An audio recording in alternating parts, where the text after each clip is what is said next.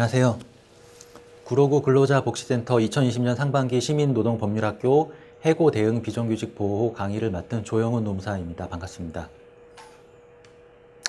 일단 강의 순서는 해고의 의미 및 관련 조문을 살짝 훑을 거고요. 그 다음에 해고에 앞서 해고가 아닌 퇴직, 여기에는 이제 해고로 인정받을 수 있는 것도 있고 아닌 것도 있는데 이런 것들이 어떤 게 있는지 한번 살펴볼 거고, 그 다음에 해고 등, 이제 이거 해고 등이라고 표현 드린 거는 해고 외에 징계도 이제 포함해서 설명을 드리려고 이렇게 말씀드린 겁니다. 그 다음에 네 번째 인사 이동, 우리가 흔히 말하는 전보, 배치 전환 이런 것들. 그 다음에 마지막 부분에서는 노동위원회 구제 절차 및 그 다음에 비정규직 차별 시정에 대해서 살펴보도록 하겠습니다. 먼저 해고의 의미 및 관련 조문입니다. 해고는 가장 중요한 거는 근로계약이 성립하려면은 노동자랑 사용자 간의 계약이 이루어져야겠죠, 그죠? 근데 노동자와 사용자가 약속해서 근로계약이, 노동계약이 체결되었는데 이 계약을 누가 파기하는 겁니까? 바로 사용자가 일방적으로 파기하는 것, 그게 바로 해고입니다. 그래서 보면은 사용자가 일방적으로 노동자와 노동계약 관계를 종료하는 행위를 해고라고 하고, 이 해고는 뭐 각종 노동법 위반 행위 중에 가장 심각한 위법 행위이다 라고 썼는데, 왜 그런가 하면은 노동권 자체를 무너뜨리는 행위이기 때문인 거죠, 그죠? 그리고 임금생활자의 생존권 박탈에 관한 문제이고, 또 임금생활자의 가계를 파괴하는 문제입니다. 그래서 이 해고는 굉장히 심각한 문제로 다뤄지고 있습니다. 그리고 물론 이제 요즘에는 그런 뭐 평생 고용을 보장한다거나 이런 그 관념이 많이 사라졌는데, 그럼에도 불구하고 이 한 사람이 조직에서 이제 해고를 당한다는 거는 굉장히 자존감의 어떤 하락을 가져오는 심리적 문제를 야기하기 때문에 굉장히 중요한 문제입니다. 자, 판례가 본 해고. 판례는 해고를 이렇게 정의하고 있습니다. 해고란 실제 사업장에서 불리는 명칭이나 그 절차에 관계없이 사용자의 일방적 의사에 의해서 이루어지는 모든 근로계약 관계의 종료를 의미한다. 그래서 근로자의 의사와 관계없이 사용자 측에서 일방적으로 종료하는 것이라면은 이는 해고이고, 따라서 근로기준법의 해고 제한의 법리에 적용을 받는다 라고 판시하고 있습니다. 이렇게 설명하는 이유는 바로 조금 있다가 이제 해고가 아닌 퇴직에 대해서 살펴볼 건데, 해고가 아닌 명칭으로도 실제로는 이제 해고처럼 사용자가 일방적으로 노동계약 관계를 종료시키는 그런 행위들이 많이 벌어지고 있기 때문에 그 실질을 따져서 이게 해고인지 아닌지를 판단하겠다라는 취지라고 이해하시면 될 것 같습니다. 자, 그 다음에 이제 또 많이 여쭤보시는 것들이 해고를 당하신 다음에 해고 수당을 받을 수 있습니까? 라고 이제 여쭤보시는 분들이 굉장히 많습니다. 이제 아마도 해고 수당이라고 말씀하시는 거는 바로 여기 1번에 있는 해고 예고 수당을 말씀하시는 것 같은데요. 해고 예고 수당은 일단은 작년에 이제 법이 바뀌어서 3개월 이상 노동계약 관계를 유지하고 있다가 해고를 당한 경우에 해고 예고의 적용을 받게 되죠. 그래서 이제 그 한 달 전에 해고를 통지하거나 아니면은 갑작스럽게 해고를 할 때에는 한 달치 통상임금을 31분 이상의 통상임금을 해고 예고 수당으로 지급해야 되는 의무가 있는데, 이제 아마도 그 노동자분들께서 해고 수당 얘기하시는 건 아마 이거를 말씀하시는 것 같아요. 만약에 해고 수당을 받는 게 목적이다라고 하신다면은 이거는 임금과 비슷한 성격의 금품이기 때문에 고용노동부 지방노동관서, 그러니까 노동청에 해고 예고 수당 미지급에 대해서 임금 체불로 진정이나 고소를 하셔서 이 해고 예고 수당을 받을 수가 있습니다. 그런데 이제 이 해고 예고 수당을 인정받기 위해서는 일단은 지금 작년에 법이 바뀌어서 3개월 이상 노동을 해야 된다는 요건이 있기도 하고요. 그 다음에 이제 문제는 해고가 발생했다는 사실을 입증을 해야 되는 문제가 있어요. 근데 이게 이제 이런 얘기를 드리면은 굉장히 좀 의아해 하시는 분들이 대단히 많으신데, 실제로 이제 노동청에 들어가게 되면은 이 해고 사실이 있었느냐 없었느냐부터가 어떤 쟁점화가 되는 경우들이 굉장히 많습니다. 왜냐하면은 해고 통보서를 직접 받은 경우가 아닌 경우들이 대단히 많기 때문에, 그러니까 결국은 뭡니까? 구도로 이제 해고 통보를 받은 경우들이 많기 때문에 그래서 내가 이제 구도로 해고 통보 받고서 해고 예고 수당 받겠다. 근데 안 주니까 임금체불로 진정을 넣었다면은 사용자 측에서는 해고를 한 사실이 없다라고 말하는 경우들이 태반이거든요. 그래서 이 해고 사실이 있었음을 증명하는 문제가 일단은 발생을 하게 됩니다. 그 다음에 또 이제 많이 알고 계시는 거가 5인 이상 사업장이다. 그런데도 해고당했다. 이런 말을 하시는 분들이 많습니다. 근로자가 5인 이상, 노동자가 5인 이상이 있는 사업장에서 해고를 함부로 시킬 수는 당연히 없죠. 만약에 함부로 시키게 되면은 근로기준법에 의해서 부당해고를 당한 사람은 노동위원회에 이 해고가 부당하다는 취지의 구제 신청을 할 수가 있습니다. 그게 이제 바로 여기 이번에 나오는 부당해고 등 구제 신청 절차입니다. 그러면 1번은 어떻습니까? 해고 예고 같은 경우는 근로자 수가, 노동자 수가 5인 미만인 사업장에도 적용이 되는 겁니다. 그러니까 만약에 5인 미만 사업장이고 그 다음에 3개월 이상 일을 하다가 해고를 당했다면은 5인 미만 사업장인 경우는 해고 예고 수당 미지급만 주장할 수 있는 거고요. 만약에 5인 이상 사업장이면은 부당해고 등 구제 신청 또는 해고 예고 수당 미지급에 대한 진정이나 고소도 가능합니다. 그리고 그 외에 뭐 이제 그 민사 소송을 통해서 이렇게 해고 무효를 확인받는 그런 방법이 있습니다. 자, 관련 조문을 살짝 먼저 살펴보고 본 내용으로 들어가 볼게요. 해고 관련한 조문 중에 대표적인 것가 바로 23조입니다. 23조에는 사용자는 근로자에게 정당한 이유 없이 해고 등을 하지 못한다라고 명시하고 있습니다. 근데 이 정당한 이유가 무엇인지에 대해서는 근로기준법에서는 따로 다루고 있지 않습니다. 그리고 요 밑에는 이제 해고를 절대로 시킬 수 없는 기간에 대한 내용인 거고요. 그 다음에 근로기준법 24조에서는 이건 이제 경영상 해고의 요건을 다루고 있는 건데요. 이따가 살펴보도록 하고, 중요한 거는 이제 이러한 요건들을 갖추면은 그런 경영상 해고는 정당한 해고다라고 판단한다는 것. 이따가 살펴보도록 하겠습니다. 그 다음에 26조. 이게 바로 해고 예고 의무를 규정하고 있는 조항이죠. 그래서 근로기준법 26조에서는 해고 예고에 대해서 이렇게 말하고 있습니다. 해고를 할 거면은 적어도 30일 전에 예고를 해야 되고 30일 전에 예고를 하지 못하면은 31분 이상의 통상임금을 지급하여야 한다. 이런 조항이 있는 취지는 뭐겠습니까? 임금생활자가 맨 처음에도 그렇게 말씀드렸지만 만약에 임금생활자가 갑자기 해고를 당하면은 그 사람뿐만 아니라 그 한 가게가 파괴되는 그런 심각한 문제를 초래합니다. 그렇기 때문에 30일 전에는 예고를 받아야지 다른 직장도 구해보고 그렇게 될 거 아니에요. 그죠? 그래서 그렇게 하거나 아니면은 30일치 임금을 지급해서 이 근로자, 노동자의 생활을 보장하라 이런 취지로 이제 이런 조항이 있는 건데 안타깝게도 작년 1월 달에 이제 이렇게 다만 이후에 그렇지 않아도 되는 경우들에서 계속 근로한 기간이 3개월 미만인 경우가 이렇게 들어갔어요. 그래서 지금은 이제 이 해고 예고 의무를 그 사용자는 3개월 이상 노동을 시킨 노동자한테만 이런 해고 예고 의무를 짊어지게 됩니다. 그 다음에 27조, 근로기준법 27조에서는 해고 사유를 서면으로 통지하라고 명시하고 있습니다. 그리고 이 서면에는 해고 사유와 해고 시기를 적어야 됩니다. 아까 서두에 언급드렸는데 이 해고 같은 경우에는 해고가 있었는지 없었는지가 쟁점이 되는 경우가 되게 많아요. 그거는 이제 뭐 여러 경우가 있겠죠. 일단은 뭐 노동자와 사용자가 다투다가 사용자가 욱해갖고 구두로 해고 통보를 하는 경우들도 있을 것이고요. 그 다음에 이제 사실은 이제 요즘에는 이제 근로기준법을 사용자들이 많이 알고 있기 때문에 이런 그 해고 제한의 법리 23조에서 아까 봤죠, 그죠? 이 해고 제한 법리를 피하기 위해서 해고가 아닌 것처럼 이제 구두로 설득한다거나 나가줬으면 좋겠다는 식으로 그런 경우들이 대단히 많습니다. 근데 나가줬으면 좋겠다고 물론 뭐 제안할 수 있겠죠. 근데 노동자는 거기에 거부할 수가 있는 거죠, 그죠? 근데 문제는 거부하고서 버티기가 쉽냐는 거죠, 그죠? 예. 그래서 이 해고와 관련한 분쟁들이 많이 있고 해고가 있었는지 없었는지에 대한 그래서 이제 그런 거를 예방하기 위해서 이렇게 해고 사유와 해고 시기를 서면으로 통지하게 법은 규정하고 있는데 그럼 이제 이 법의 취지는 뭡니까? 서면으로 통지를 하지 않은 해고는 그것 자체로 그냥 부당해고로 본다는 뜻이거든요. 그러다 보니까 오히려 또 이제 사용자들은 이제 이 법을 피하기 위해서 서면으로 통지하지 않는 뭐 이런 악순환이 계속 반복되고 있습니다. 이 문제에 대해서도 이따가 다시 한번 살펴볼게요. 그 다음에 근로기준법 28조 이후 28조부터 33조까지 여기는 이제 부당해고 구제신청 노동위원회에 부당해고 구제 신청하는 절차가 나와 있는데요. 28조에서 좀 봐야 될 거는 부당해고 등이 있었던 날로부터 3개월 이내에 구제 신청을 해야 된다는 것입니다.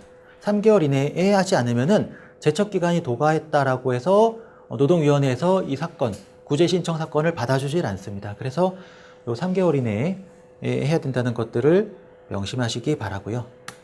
자, 이제 해고가 아닌 퇴직부터 그럼 한번 들어가 보도록 하겠습니다. 이제 본론인 거죠. 네, 노동관계 종료의 예를 보겠습니다.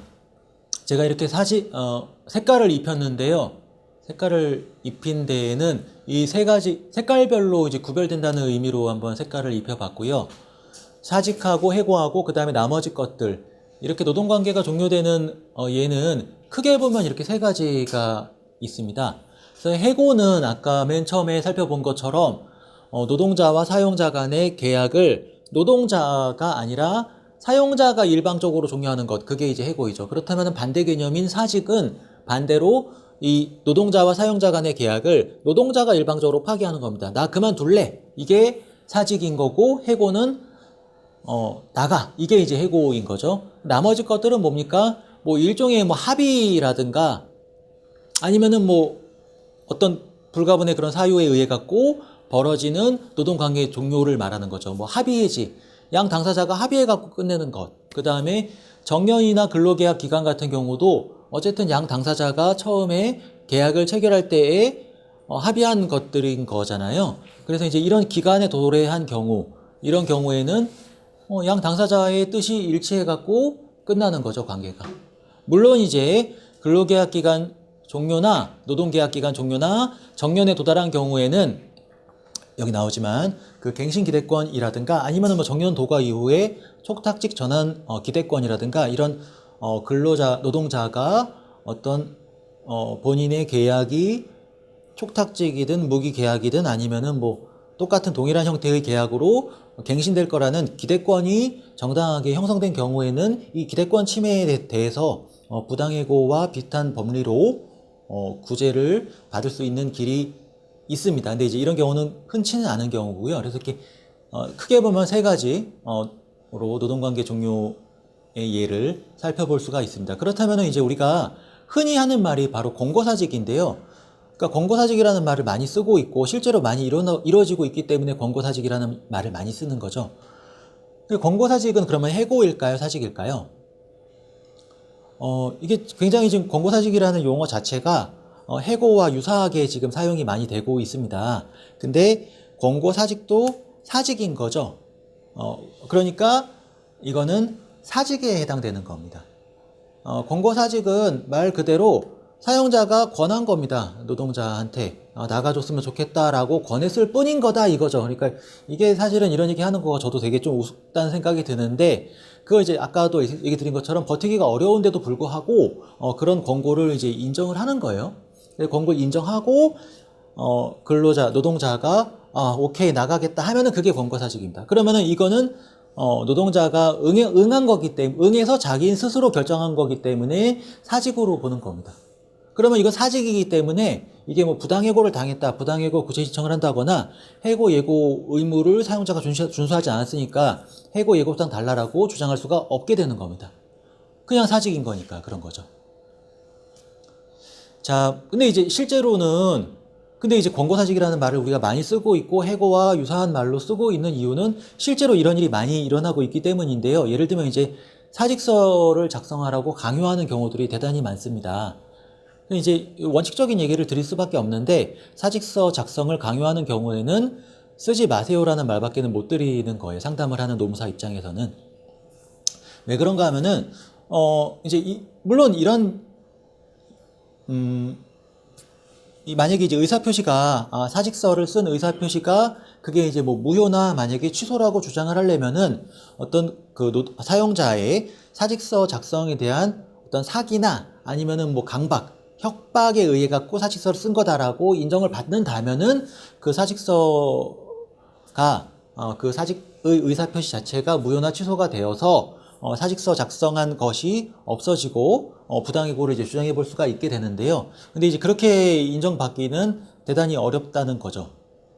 그렇기 때문에 일단은 내 손으로 사직서를 쓰면은 그거는 글쎄 그거를 뒤집기는 굉장히 어렵다는 거를 인지하시고 웬만하면 사직서를 안 쓰게끔 뭐 버티시는 수밖에 없을 것 같습니다.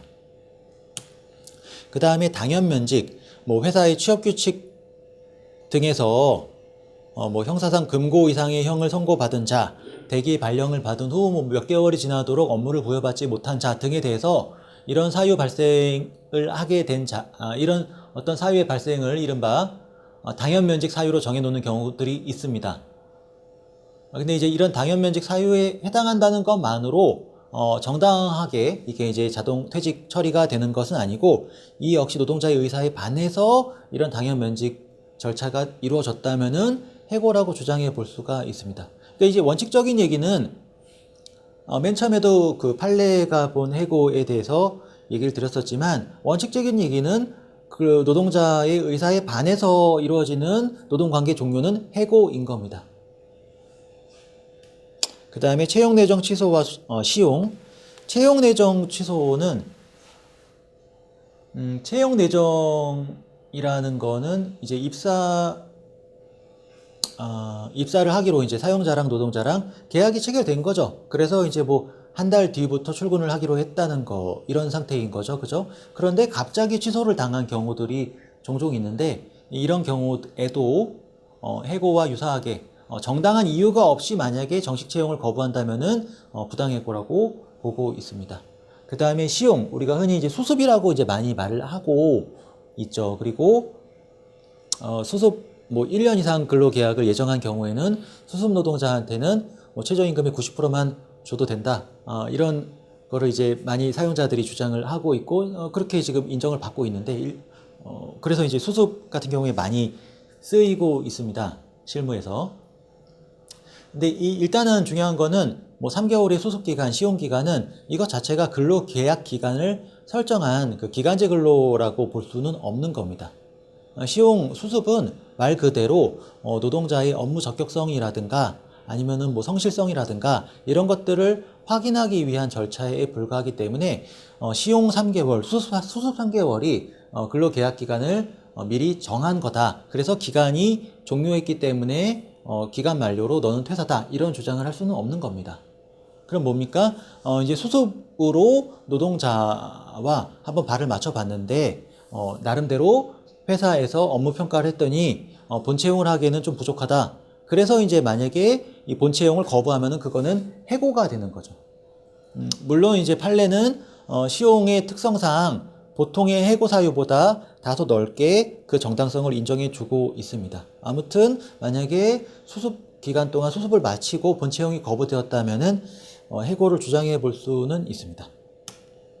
그 다음에 근로계약기간 만료. 원칙적으로는 계약 기간을 노동자와 사용자가 합의해서 정하고 계약서에 서명했고 그렇다면은 이제 그거는 계약 기간이 그냥 도래한 거기 때문에 해고가 아니게 되는 거죠. 그죠? 이건 이제 원칙적인 얘기인 건데 단 기간의 정함이 형식에 불과한 것이라고 인정된다면은 그러니까 수차례 계약서를 단기 계약서를 계속 반복 갱신해 갖고 썼다라면은 그래서 그 계약서에 나오는 계약 기간이 의미가 없는 거다라고 인정받는다면은 이는 사실상의 무기계약으로 볼 수 있기 때문에 나중에 수차례 계약이 계속 반복 갱신했는데 나중에 그 계약기간 도과를 이유로 해서 근로관계를 종료하는 것은 역시 해고로 볼 수가 있습니다.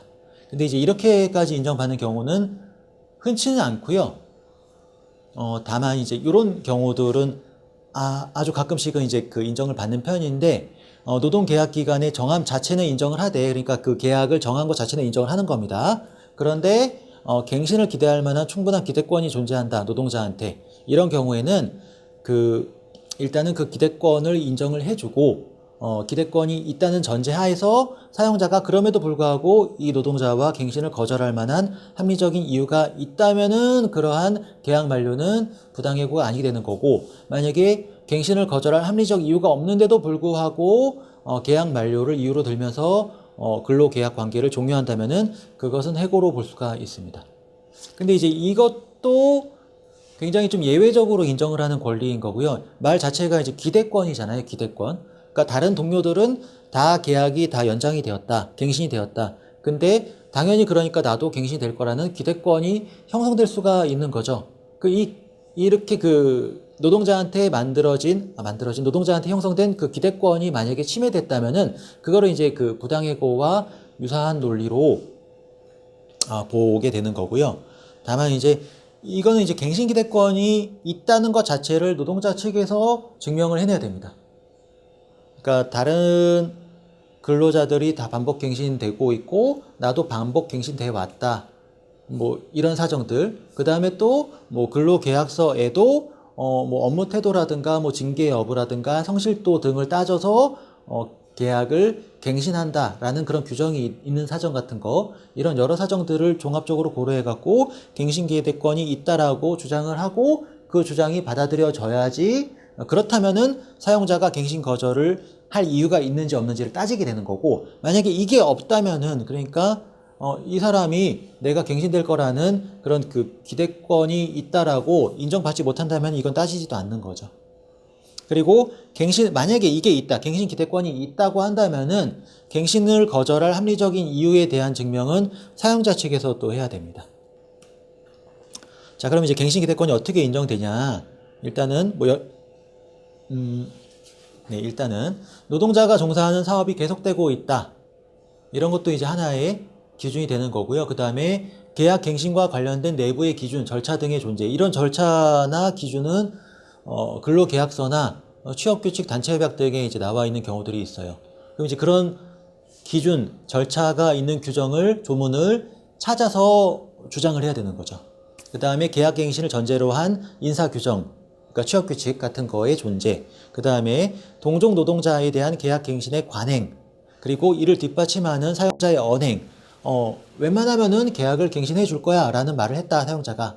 그걸 녹음해 놨다면은, 만약에 그렇다면은 이제 인정받기가 더 편해지겠죠. 그죠? 그 다음에 노동 조건이 변동 없이 계속 계약이 갱신됐다. 그 다음에 담당 업무가 상시적이고 해당 사업이 필수적이다. 뭐 이런 사정들이 있다면은 갱신 기대권을 주장해 볼 수가 있습니다. 자, 그 다음에 해고로 들어가 보겠습니다. 일단 해고는 해고를 절대로 못하는 기간이 일단은 있습니다. 어떤 기간인가 하면은 바로 산재로 휴업한 기간, 그리고 이 기간이 끝나고 30일까지, 그 다음에 산전 후 여성이 휴업한 기간, 출산 전후 휴가 기간, 그리고 그 후 30일까지 이 기간 동안은 해고를 절대로 못합니다. 사용자가. 사용자가 정당한 이유가 있다고 해도 어떤 노동자가 그런 징계를 받을 만한 일을 했다고 하더라도 해고를 못합니다. 만약에 이 기간 동안 해고를 하면은 사용자는 해고의 정당성 여부를 따지지 않고 그냥 형사처벌을 받게 됩니다. 그래서 이제 이 기간 동안 만약에 해고가 이루어졌다면은 사용자는 5년 이하의 징역이나 5천만 원 이하의 벌금에 달하는 무거운 형사처벌을 받게 됩니다. 그리고 작년에 이제 직장 내 괴롭힘 방지법이라고 흔히 부르는 근로기준법 76조의 2, 76조의 3 이런 게 이제 하나 생겼는데, 이거는 이제 다음 시간에 다른 노무사님께서 강의를 하실 거예요. 만약에 직장 내 괴롭힘을 당했다고 생각하는 사람이 신고를 했다, 또는 직장 내 괴롭힘을 피해를 입었다, 이러면은 이 사람에 대해서는 사용자가 불이익한 처우를 할 수 없게 되어 있습니다. 그 이제 대표적인 불이익 처우가 해고잖아요. 그죠? 그러니까 법률을 법조문을 해석해 보면은 직장 내 괴롭힘을 당했다라고 신고한 노동자 또는 이제 피해를 당한 노동자에 대해서 해고를 할 수 없게 됩니다. 비슷한 내용의 법이 남녀고평법에 직장 내 성희롱 피해자 같은 경우가 이제 비슷한 논리로 법조문이 만들어져 있는데, 역시 마찬가지로 성희롱 피해를 입은 사람에 대해서 불이익 처우를 사용자가 할 수 없고요. 그 다음에 육아휴직, 육아기 근로시간 단축, 배우자 출산 휴가, 가족 돌봄 휴직 등, 그 다음에 난임 치료 휴가, 이런 남녀고평법상의 휴가 같은 경우에도 이런 기간에 사용자가 노동자를 해고할 수 없습니다. 그 다음에 해고 서면 통보에 대해서는 아까 얘기를 드렸었죠. 네, 요 부분 볼까요, 한번? 해고의 존부에 관한 입증 책임이 노동자에게 있다. 그렇기 때문에 서면으로 이제 주라고 법에서도 그렇게 취지를 마련하고 있는 건데, 그러다 보니까 사용자가 서면으로 자꾸 안 주게 되는 문제가 발생하기 때문에 가장 좋은 거는 해고 통보서를 직접 달라고 얘기하는 게 좋고, 그렇지 않으면은 뭐 문자 메시지로 받는다거나 아니면은 뭐 녹음 등을 통해 갖고 해고 사실 자체를 입증할 수 있는 근거를 마련하는 것이 중요합니다. 그다음에 판례가 본 해고의 정당한 이유. 근로기준법에서는 이렇게 그냥 정당한 이유라고 대단히 추상적으로 표현하고 있기 때문에 이게 뭐냐, 판례는 사회통념상 고용관계를 계속할 수 없을 정도로 노동자한테 책임 있는 사유가 있을 때, 그럴 때에 사용자가 노동자를 해고할 수 있다라고 보고 있습니다. 통상해고. 통상해고는 이건 이제 그렇게 많이 있는 건 아닌데, 업무의 필수적인 자격을 잃거나 장기간 활용이 불가능한 경우 또는 신체 장애로 업무 수행이 불가능해졌을 때 등이 이제 통상해고의 대상이 됩니다.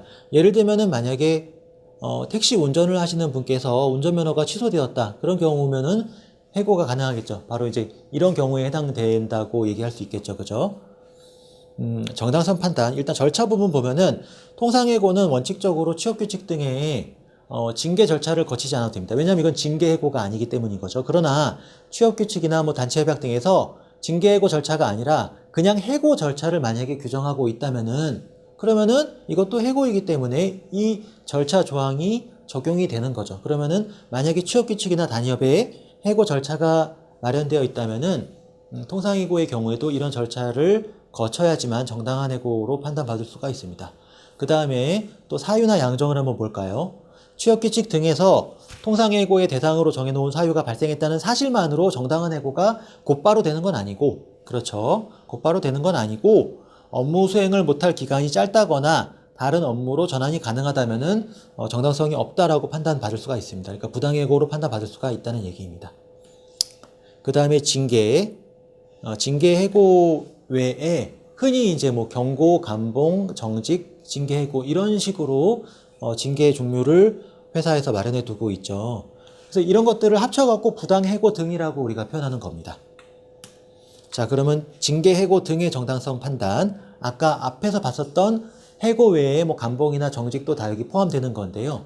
일단 사유의 정당성은 계속 반복되는 말인데, 단협이나 취업규칙에 징계 사유가 규정되어 있고 그러한 사유에 해당한다고 해서 그것 자체가 곧바로 정당한 해고가 되는 것은 아니고 사회 통념에 비추어서 판단해야 된다라고 얘기하고 있고요, 판례가. 그 다음에 징계 사유에 대한 입증 책임은 사용자에게 있습니다. 아까 그 갱신기대권, 그 근로계약기간 만료를 당한 기간제 노동자의 경우랑 같은 유사한 논리인 건데요. 그때도 갱신기대권이 있다는 거를 노동자가 주장해야 됐잖아요. 입증해야 됐잖아요. 그죠? 마찬가지로 해고가 있었다는 거는 노동자가 입증을 하는 거고요. 그 다음에 갱신 거절의 합리적 이유가 있다는 거는 사용자가 증명해야 되는 거였잖아요. 마찬가지로 이 해고가 정당한 해고라는 거는 사용자가 증명해야 되는 겁니다. 네, 그렇고요. 그 다음에 절차의 적법성, 취업규칙 등의 절차 조항이 있다면은 이를 따랐는지 여부가 또 중요합니다.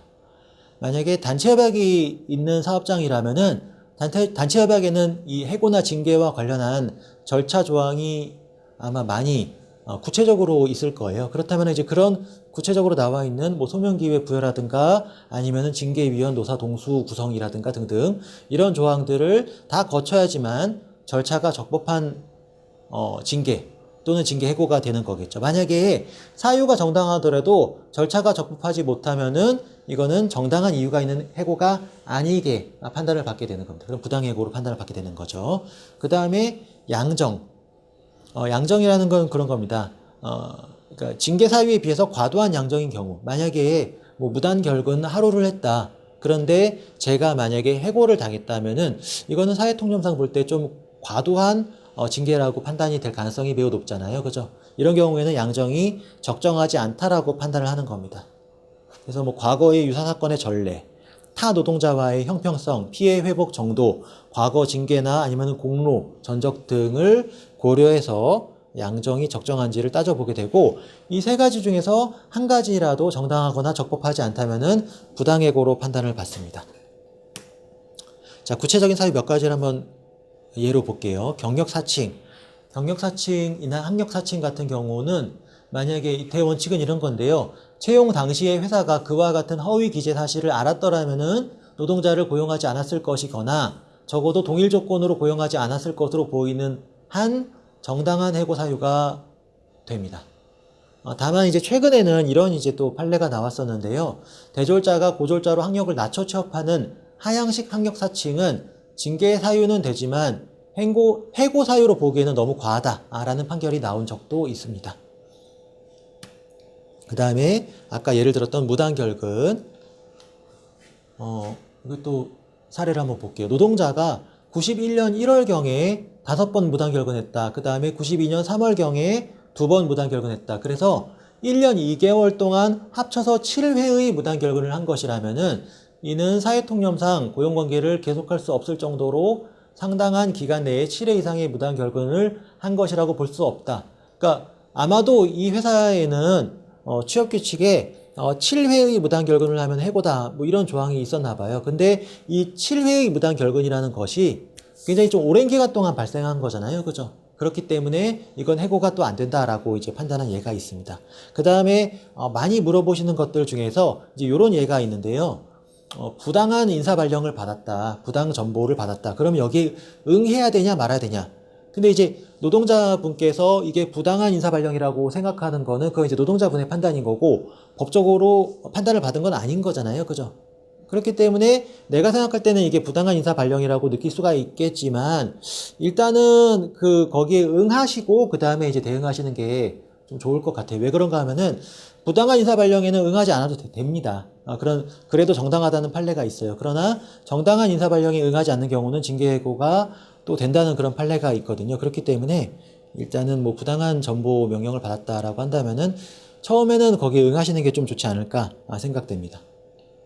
왜냐하면 그게 정당한지 부당한지 모르니까. 자, 그 다음에 업무 지시 위반. 기본적으로 업무 지시 위반은 징계 사유에 해당하죠. 그죠? 역시 마찬가지 논리가 적용되는 건데 다만 정당하지 않은 업무 지시는 징계 사유가 될 수 없습니다. 그리고 요즘에 이제 좀 많이 문제가 되는 것들이 이런 게 있는데요. 예를 들면은 심할서 작성을 요구했다. 심할서 작성 요구 같은 경우도 정당한 심할서 작성 요구는 가능하죠. 사용자가. 그죠? 심할서 만약에 어떤 뭐 경미한 사고를 일으켰다면은 심할서 작성을 해야 되는 그런 뭐 예가 되니까. 근데 이제 만약에 이 심할서에 자신의 잘못을 반성하고 사죄한다는 내용이 포함되어 있는 사죄문이나 반성문 형식의 심할서를 요구하는 것이라면은 이런 심할서는 헌법상 보장되는 양심의 자유를 침해한 거다라고 해서 이런 심할서 작성에 대해서 명령에 대해서는 거부할 수가 있습니다. 이제 거부해도 징계 사유가 되지 않는다는 얘기입니다. 그 다음에 뭐 폭행이나 사생활 비행. 이 폭행 같은 경우는 당연히 심각한 문제이기 때문에 징계 사유가 되죠. 그죠? 물론 이제 뭐 상사가 먼저 폭행을 했다거나 뭐 같이 싸웠지만 내가 거의 두들겨 맞았고 상사는 거의 뭐 다치지 않았다거나 이런 특별한 경우가 있다면은 징계 해고로는 너무 과하다. 뭐 이런 판례가 있습니다. 그 다음에 사생활 비행. 일단 사생활 같은 경우는 그 업무랑은 관련이 없는 거기 때문에 이게 이제 징계 사유가 되냐라는 게 이제 문제가 될 수 있는데요. 사생활 비행이 징계 사유가 가능한 경우는 예를 들면 이제 이런 식으로 사업 활동과 그 사생활 비행이 직접 관련이 있다면은 그래서 그 사생활 비행이 기업의 사회적 평가를 훼손할 염려가 있다면은 정당한 징계 사유가 될 수 있습니다.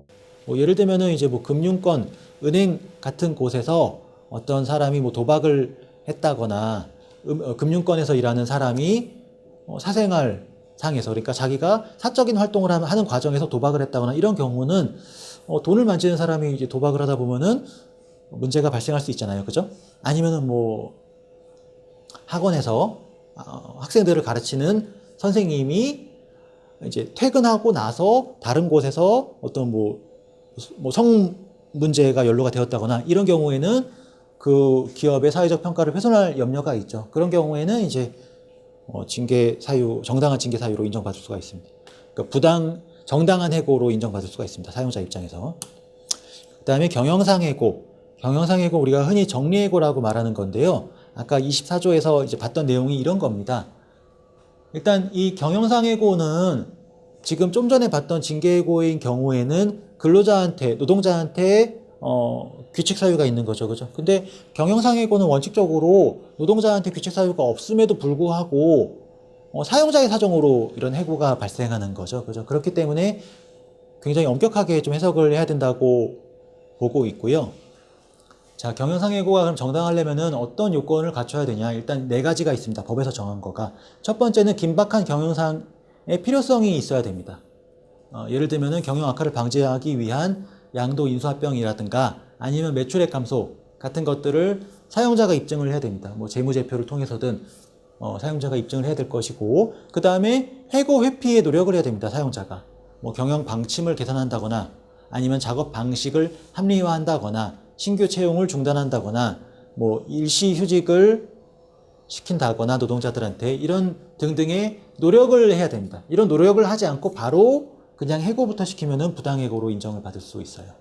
그리고 공정한 대상자 선정, 뭐 사용자 측 사정으로서는 뭐 업무 능력이 떨어진다거나 아니면은 과거에 징계 전력이 있다거나 이런 사람들을 먼저 해고하고 싶을 것이고, 노동자 측 사정으로는 뭐 연령이라든가 성별, 가족관계, 근속연수 같은 것들이 고려가 돼야 될 건데, 이런 사용자 측 사정과 노동자 측 사정을 종합적으로 고려해서 공정하게 대상자를 선정해야 되고, 만약에 뭐 특별한 뭐 예를 들면 여성만 해고시킨다 이러면 당연히 부당해고가 되겠죠. 그런 경우에는. 그죠? 그 다음에 네 번째 요건은 근로자 대표와 50일 전 협의.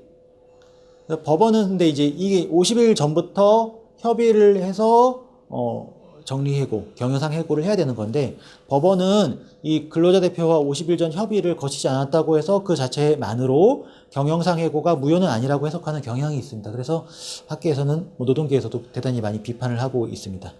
뭐 이러한 요건들을 갖춰야지 그 해고가 정당한 해고라고 인정을 받게 되고, 그렇지 않은 경우는 부당해고입니다. 자, 그 다음에 인사이동. 인사이동에서 저희가 이제 볼 거는 전보, 배치 전환이라고 흔히 부르는 그런 형태의 인사이동을 좀 보겠습니다. 일단 업무 내용 및 근무 장소가 특정되어 있는 경우에는 노동자의 동의가 필요합니다. 노동자의 동의가 없는 인사이동은 그것 자체로 부당한 인사이동이 됩니다. 그래서 업무 내용의 특정, 예를 들면 특수한 기술이나 전문 자격을 전제로 취업했다거나, 그렇지 않더라도 취업 후에 직업훈련을 거쳐서 특수 기능을 습득했다거나 장기간 특정 업무를 수행한 경우에는, 이런 경우에는 당사자의 동의가 있는 경우에만 이 인사이동이 정당한 것이 되는 겁니다. 예를 들면은 만약에 특수한 기술이다. 뭐 호텔 주방에서 조리사로 취업했다. 근데 갑자기 이 조리사로 취업한 주방장님한테 뭐 다른 일을 시킨다, 뭐 사무직으로 전보를 명령을 시킨다거나 이러면은 이거는 이제 부당한 전보가 되는 거죠. 동의하지 않았다면은. 그죠? 왜냐면은 이분은 특수한 기술을 이 사업장에서 수행하기 위해서 입사한 것이기 때문에 그런 거예요. 그 다음에 근무 장소가 특정됐다. 근데 근무 장소가 특정되었는데, 그리고 근무 장소는 변경되지 않을 것을 전제로 채용됐는데, 뭐 다른데 서울에서만 일할 거라고 전제하고서 채용됐는데 제주도로 만약에 발령이 된다거나 이러면은 그 노동자가 동의하지 않는 경우에는 이거는 부당한 인사이동이 됩니다.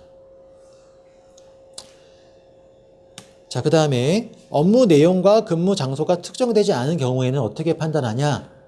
이런 경우에는 사용자의 업무상 필요성과 노동자의 생활상 불이익, 이 두 가지를 비교 교량해 갖고 어느 쪽이 더 무거운지를 따져보고서 판단을 하는 겁니다. 만약에 그래서 사용자가 이 노동자에 대해서 전보 명령을 내릴 필요성이 있다고 하더라도 노동자가 입는 생활상의 불이익이 너무 크다면은 이러한 전보 명령은 부당한 인사이동이다 라고 판단받을 수 있는 거죠. 자, 업무상 필요성은 일단 업무상 필요성이 있다는 것 자체는 당연히 사용자가 입증하여야 되는 건데, 근데 이제 법원에서는 이 사용자의 업무상 필요성에 대한 재량을 넓게 인정해 주는 경향이 있습니다. 그러니까 업무상 필요성은 그러면은 이제 있다라고 전제를 해야 될 것 같고, 다만 그럼에도 불구하고 노동자가 입는 생활상의 불이익이 너무 크다, 이제 이런 식으로 이 전보명령 전보명령 인사이동에 대해서 정당성을 다퉈볼 수가 있습니다. 그래서 뭐 물질적 요소, 임금이 감소했다거나 교통비용이나 주거비용이 증가했다거나 이런 요소들, 그 다음에 또 정신적 요소, 뭐 가족과 별거해야 된다거나 퇴근 시간이 증가했다거나 이런 요소들, 그 다음에 이런 요소들을 상쇄할 수 있는 회사의 보상 조치가 있었는지 이런 것들을 기준으로 판단을 해야 되고요. 그 외에 뭐 이제 시너지상 이 당사자를 설득하려고 사용자가 노력을 했는지 이런 요소들을 판단을 합니다. 그래서 이 인사이동이 정당한지 부당한지를 따져보게 됩니다. 그 다음에 노동위원회 구제 절차를 간략하게 한번 보겠습니다. 자, 만약에 처음에 얘기 드렸던 것처럼 해고 예고 수당을 그냥 받고 끝내겠다라고 한다면은 그건 이제 그 고용노동부 사업장 관할 고용노동부 노동청에 진정이나 고소를 제기하시면 됩니다. 근데 이제 그렇게 해고 예고 수당만 받고 그 사건을 끝내려는 것이 아니라 만약에 내가 부당한 해고를 당했다고 느껴서 나는 원직 복직을 해야겠다. 다시 회사로 돌아가야겠다. 그 다음에 해고 기간 동안 임금 상당액을 받겠다라고 한다면은 노동위원회에 부당해고 구제 신청 등을 부당해고 등 구제 신청을 하시면 됩니다. 관할 지역과 지방노동위원회인데요. 만약에 이제 서울이라고 한다면은 서울 관할 지방노동위원회는 서울지방노동위원회입니다. 그리고 뭐 부산이라면은 부산지방노동위원회가 있겠죠, 그죠? 이런 그 사업장, 근데 이 기준은 자기 그 주거지가 아니라 사업장 관할이라는 거를 기억해 두셔야 될 것 같아요. 그래서 사업장 관할 지방노동위원회에 구제 신청서를 접수하시면 됩니다. 그리고 노동위원회에서 다루는 대표적 사건들은 이게 부당해고 등 구제 신청. 그 다음에 만약에 노동조합원이라면은 부당해고 등 구제 신청과 함께 부당노동행위 구제 신청도 같이 할 수도 있겠죠. 만약에 내가 해고를 당한 이유가 조합원이라서 해고당했다라고 느끼신다면은 불이익 취급의 부당노동행위 구제 신청을 같이 할 수도 있을 것입니다. 그죠? 그리고 조금 이따 살펴보게 될 기간제 파견 노동자의 차별 시정 신청 이런 것들을 노동위원회에서 다루게 됩니다. 자, 부당해고 등의 구제 절차 볼게요. 일단 신청 취지. 그러니까 구제 신청을 하는 취지는 앞서 말씀드린 대로 원직에 복직하겠다는 거고요. 그 다음에 부당해고 판정을 받은 기간까지의 임금 상당액을 받겠다. 아마 이런 게 될 것입니다. 그게 아니라면은 만약에 원직 복직을 안 하겠다라고 하신다면은 그냥 금전보상 명령만 따로 신청이 가능합니다. 이렇게 가능하고 노동위원회는 준사법기구다라고 나오죠, 그죠? 노동위원회는 일단 법원은 아니고요. 법원은 아닌데 준사법기구라고 표현되어 있죠. 그러니까 법원처럼 이 그 노동자의 해고에 대해서 정당성과 부당성을 판단을 하는 기관입니다. 일단 노동위원회도 고용노동부 산하에 있지만 독립성을 가지고 운영된다라고 나오고요. 그 다음에 판정 권한을 가진 3인의 공익위원, 그러니까 이 공익위원이 바로 판사 역할을 하는 사람인 거죠, 저기서. 근데 이 노동위원회는 이제 그 법원의 판사처럼 상근하고 있는 그런 판사가 아니라 이 공익위원들은 대부분 대학 교수나 아니면 뭐 변호사라든가 이런 사람들이 이제 이 공익위원으로 들어가게 되고 각자 뭐 자기 대학 아니면은 변호사 사무실에서 일을 하다가 어떤 사건이 배정되면은 그때 이제 공익위원으로 노동위원회에 가서 심판을 하는 그런 역할을 하고 있습니다. 그래서 이 3명의 공익위원이 예를 들면 이제 해고라고 한다면은 그 해고가 정당한 해고인지 부당한 해고인지를 판단을 하는 거예요. 이 3명은. 그리고 그 외에 1인의 근로자위원과 1인의 사용자위원이 있습니다. 이 사람들은 일단은 그 해고 등에 대해서 이게 정당한지 부당한지를 판단을 하진 않아요. 판단을 하진 않고 다만 근로자위원은 그 신문에 들어가서 근로자한테 유리한 점을 입증하려고 노력하는 사람이라고 생각하시면 됩니다. 사용자위원은 반대인 거겠죠. 그죠? 그래서 이들도 근로자위원과 사용자위원도 이 신문회의라는 이 회의의 절차에 참여하고 노동자와 사용자에게 질문을 던지는 역할을 하고 있습니다. 직권 탐지주의 원칙이라고 썼는데요. 이거는 이제 법원하고 좀 다른 점입니다. 법원 같은 경우에는 변론주의 원칙을 취하고 있어요. 그래서 변론주의라는 거는 이제 그런 겁니다. 양 당사자가 주장한 것만 갖고 판단을 한다는 거예요. 쉽게 말하면은. 근데 이제 이 직권 탐지주의라는 거는 그런 겁니다. 그러니까 노동자와 사용자가 주장한 것 외에도 이 공익위원들이 판단할 때에 어떤 다른 쟁점이 있다거나 아니면은 노동자가 주장을 못한 부분이 있다면은 그런 부분도 고려해 갖고 판단을 한다는 뜻입니다.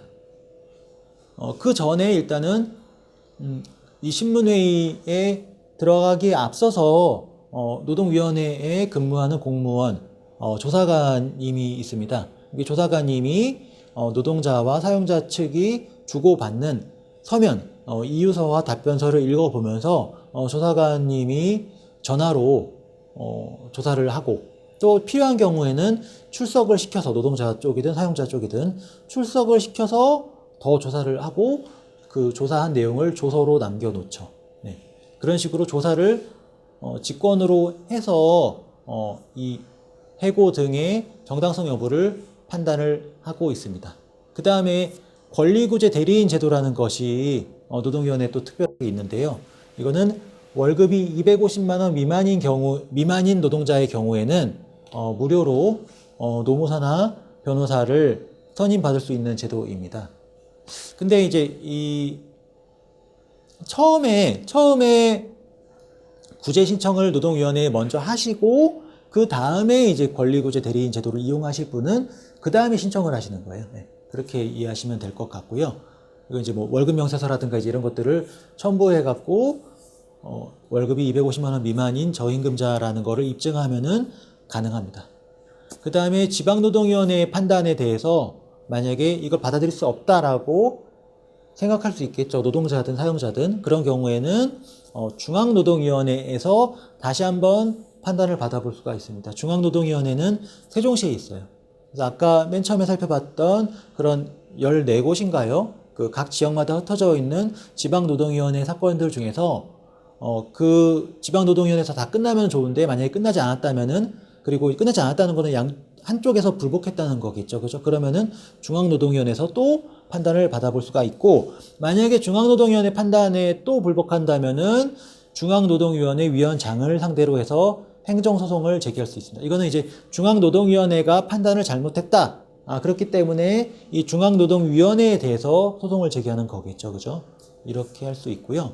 그 다음에, 만약에 지방노동위원회에서 이 해고가 부당해고다라고 판정을 내렸는데도 불구하고 사용자가, 노동자가 원하는 원직복직을 시켜주지 않는다면 어떻게 되는 거냐.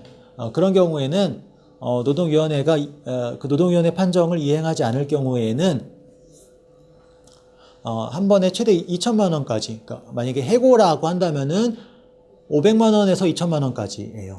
이 500만 원에서 2천만 원까지의 이행 강제금을 1년에 2회, 최대 2회, 그러니까 총 최대로 따지면은 8천만 원까지를 일종의 과태료인 거죠, 과태료. 과태료를 부과를 할 수가 있고 그럼에도 불구하고 이행을 하지 않으면은 노동위원회가 이 사용자를 형사 고발할 수가 있습니다. 그래서 심판 사건의 흐름도를 한번 살펴보면은 일단은 해고가 있었던 날, 해고 등이 있었던 날로부터 3개월 이내에 구제 신청을 해야 되고요. 구제 신청서를 접수하면은 지방노동위원회에 접수하면은 노동위원회에서 조사관이 조사나 아니면은 화해 권고를 시키기도 하고요. 이런 화해 권고에 응하지 않는다면은 서면 공방을 하게 됩니다. 그러니까 이유서를 내가 부당한 해고라고 생각한다면은 이 부당해고라는 거를 주장해야 되잖아요. 그죠? 그 이유서를 보내면은 사용자 측에서 답변서를 또 보냅니다. 부당해고가 맞다는 걸 그들은 증명해야 되는 거니까. 그래서 이렇게 서면 공방을 두세 차례 하게 되고 이 과정이 한 2, 3개월 걸려요. 2, 3개월 걸리고 그 다음에 이 신문회의가 열리면은 이제 여기서 이제 신문이 이루어지는 겁니다. 공익위원 3명과 근로자위원 1명하고 사용자위원 1명이. 그래서 1시간에서 2시간 가량에 보통 1시간 정도 하는데 신문회의가 열리고 그날 바로 당일에 이 해고 등이 정당한지 부당한지를 판정을 합니다. 대단히 좀 특이한 제도인 건데 이건 사실은 이제 사법상의 그런 그 구제에 비해서 간이하고 신속하게 어떤 그 노동자들의 권리 침해를 해소하기 위해서 만들어진 절차이기 때문에 그렇습니다. 그래서 바로 그날 신문회의가 열린 날 저녁에 바로 결정이 되고 판정서가 도착하는데 한 1개월 정도 걸려요. 판정서를 받은 다음에 그럼에도 불구하고 만약에 노가 됐든 사가 됐든 불복한다면은 판정서 받은 날로부터 10일 이내에 재심 신청하게 되고 그러면은 똑같은 절차를 또 밟게 되는 겁니다. 그 다음에 만약에 중노위 결과에도 불복한다면은 15일 이내에 행정소송을 제기할 수가 있습니다. 이렇게 노동위원회 구제 절차를 살펴봤고요. 마지막으로 비정규직 차별시정 신청 절차에 대해서 짧게 살펴보고 마무리 짓도록 하겠습니다. 일단 비정규직 차별시정 신청 제도, 흔히 이제 이 차별시정 신청을 할 수 있는 비정규직은 기간제 근로자, 기간제 노동자와 파견 노동자가 있습니다. 이 기간제 노동자나 파견 노동자가 다른 동종 또는 유사한 업무에 종사하는 정규직 노동자에 비해서 차별을 받는다. 그러면은 이제 차별 시정을 신청할 수 있는 거예요. 이것도 조금 전에 본 노동위원회에 할 수 있습니다. 이제 중요한 거는 동종 또는 유사한 업무에 종사하는 비교 대상 노동자, 그리고 이들과 비교할 때 내가 차별을 당했다라고 얘기하는 걸 텐데 이 차별에 사용자 측의 합리적인 이유가 있는지 이런 걸 따지는 거거든요. 일단은 정규직 노동자 중에서 실제 수행한 주된 업무의 내용에 본질적인 차이가 없는 경우, 그럼에도 불구하고 정규직 노동자는 나보다 어떻다? 임금이나 상여금, 성과금 등 이런 그 임금 등과 관련한 것들, 아니면은 그 밖에 노동 조건이나 복리후생 등에 대해서 나보다 더 좋은 대우를 해준다. 나는 근데 그보다 못한 대우를 받는다면 그건 차별이겠죠. 그죠? 그리고 이 동종 또는 유사한 업무, 비교 대상 노동자와의 비교해서 중요한 거는 이게 실제 수행한 업무죠. 그죠? 그러니까 어떤 근로계약서 등에 명시된 업무 내용이 아니라 정말로 똑같은 업무를 하는지, 그게 중요한 판단 기준이라는 겁니다. 그래서 만약에 그 비교 대상이 되는 정규직 노동자들과 나랑 같은 일을 하는데도 불구하고 나는 상여금을 못 받는다라고 한다면은 이제 비정규직한테만 상여금을 지급하지 않는 데에 사용자 측에서 합리적인 이유가 있는지를 따지는 거예요. 그래서 업무의 내용과 범위, 권한과 책임, 노동 조건 등의 결정 요소들을 종합적으로 고려한다. 그래서 이런 것들을 고려해 봤는데도 불구하고 굳이 비정규직한테는 상여금을 주지 않을 이유가 없다라고 판단이 된다면은 이러한 차별행위를 시정하라는 명령을 내리는 겁니다. 노동위원회가. 그리고 또 그 해고, 부당해고 등 사건에서도 마찬가지였었는데 제척기간이 있었죠. 해고 등을 당한 날로부터 3개월 이내에 구제 신청을 해야 되는 거죠. 그죠? 차별시정 신청 같은 경우도 차별적 처우의 종료일로부터 6개월 이내, 이게 과거엔 3개월이었었는데 이제 6개월로 이제 바뀌었습니다. 6개월 이내에 신청이 가능합니다. 다만 그 이제 차별적 처우의 종료일을 잡아야 되는 건데, 예를 들면은 임금 같은 경우에는 제가 뭐 지금이 이제 4월 달이죠. 그죠? 4월 달인데 작년 4월 달부터 계속 상여금을 못 받았다. 이러면 이제 이런 것들은 계속되는 차별인 거잖아요. 그죠? 그렇기 때문에 이런 경우에는, 계속되는 차별인 경우에는 제척 기간을 준수한 것이 됩니다. 그럼 제가 만약에 퇴사를 했다면은 퇴사한 날로부터 6개월 이내에, 그러니까 마지막으로 임금을 못 받은, 적게 받은 그날로부터 6개월 이내에 신청을 해야 되는 거고, 재직 중이라면은 이 제척 기간이 의미가 없게 되는 거죠. 그죠? 네, 이런 식으로 차별 시정 신청을 할 수가 있습니다. 1시간 동안 좀 그 1시간밖에 안 돼서 강의 시간이, 그래서 대단히 좀 압축을 해서 제가 강의를 했는데요. 특히 그 징계 해고의 구체적인 사유와 관련해서도 여러 가지 사유들이 있을 거고, 그 다음에 또 그 계약 만료라든가 아니면은 정년이 만료되었음에도 불구하고 촉탁직으로 전환이 될 수 있는데 나만 못 받아, 촉탁직으로 전환이 못 받았다, 이런 경우들이 있을 수 있거든요. 그죠? 그런 구체적인 경우들이 많이 발생할 수 있는데, 그리고 이제 그런 물음들이 이 강의로 해소가 안 될 수가 있을 것 같은데, 그런 이 강의를 보시고서도 구체적으로 또 질문거리가 있으시면은 구로구 근로자복지센터에 전화하셔갖고 문의를 하시기 바라고요. 강의는 여기서 마치도록 하겠습니다. 감사합니다.